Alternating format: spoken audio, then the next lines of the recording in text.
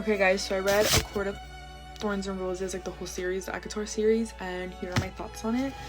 So we're starting off with A Court of Thorns and Roses. This is the first book. I gave this book 3 stars. I thought it was okay. It was nothing great for me, at least.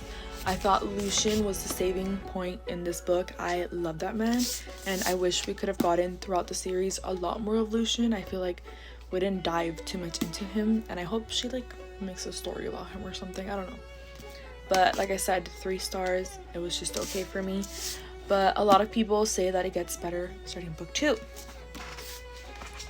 So I obviously decided to continue the series. I already own them. These are the old covers, so I was like, why not? So then I read A Court of Mist and Fury, which people said got better. It got better for me, but by a little bit. I give it 3.5 stars. I wish I was as obsessed with everyone about this book, but I wasn't. I feel like it was so, maybe I went into it like just so overhyped and expecting all these things, and I didn't get them.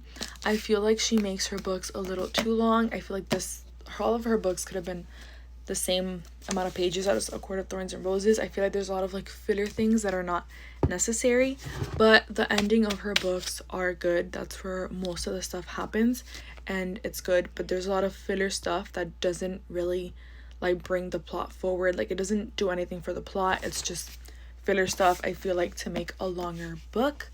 So that being said, it was 3.5 stars for me.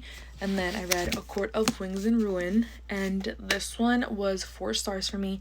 It is my favorite one in the whole series.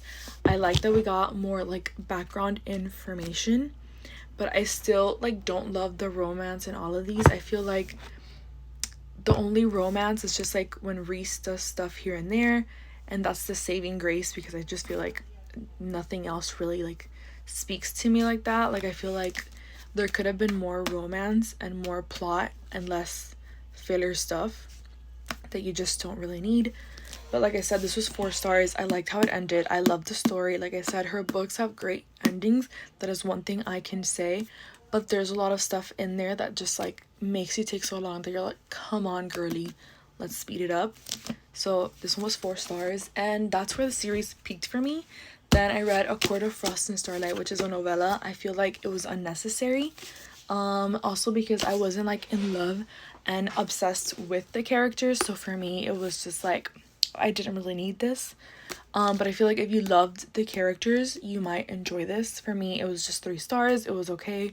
But I feel like it was unnecessary because it didn't really add much to the plot and the continuation of the story.